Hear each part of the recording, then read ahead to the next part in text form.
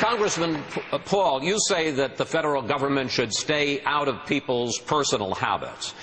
You say marijuana, cocaine, even heroin should be legal if states want to permit it. You feel the same about prostitution and gay marriage. Question, sir, why should social conservatives in South Carolina vote for you for president?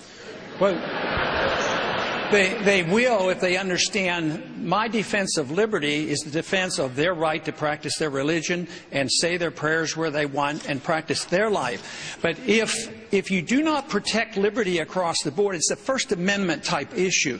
We don't have a First Amendment so that we can talk about the weather. We have the First Amendment so we can say very controversial things.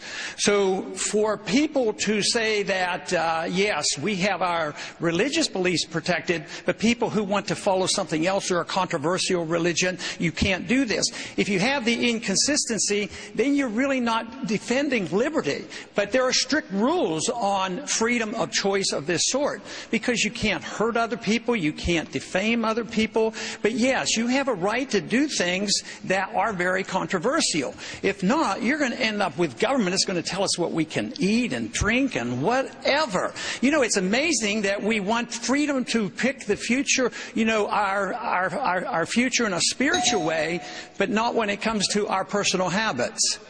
But Senator, are you suggesting that heroin and prostitution are an exercise of liberty?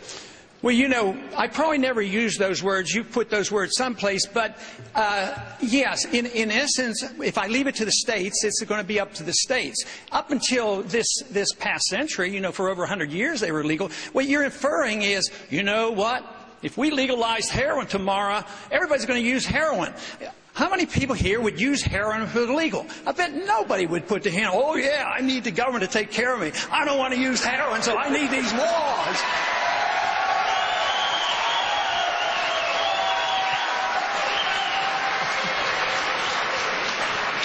I never thought heroin would get applause here in South Carolina.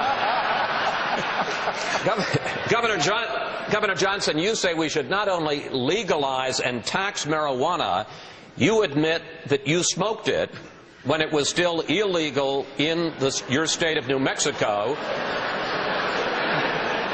after suffering several serious and very painful bone fractures. Question, how far would you go in legalizing drugs, sir? Well, first of all, I would hope that people, when it comes to the drug issue, looking at me, would look at what I did as governor of New Mexico, which was everything was a cost-benefit analysis. So using that as a criteria, half of what we spend on law enforcement, the courts, and the prisons is drug-related. And to what end?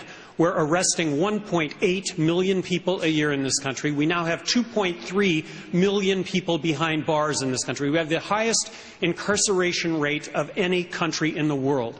I would ask people to look at this issue, see if they don't come to the same conclusion that I did, and that is that 90% of the drug problem is prohibition-related, not use-related. That's not to discount the problems with use and abuse, but that ought to be the focus. So I advocate legalizing marijuana. Control it, regulate it, tax it. It'll never be legal for kids to smoke pot or buy pot. It'll never be legal to smoke pot or do harm to others. When it comes to all other drugs, I advocate harm reduction strategies, which is simply looking at the drug problem first as a health issue rather than a criminal justice issue. Mr. Kaine, you've never held office.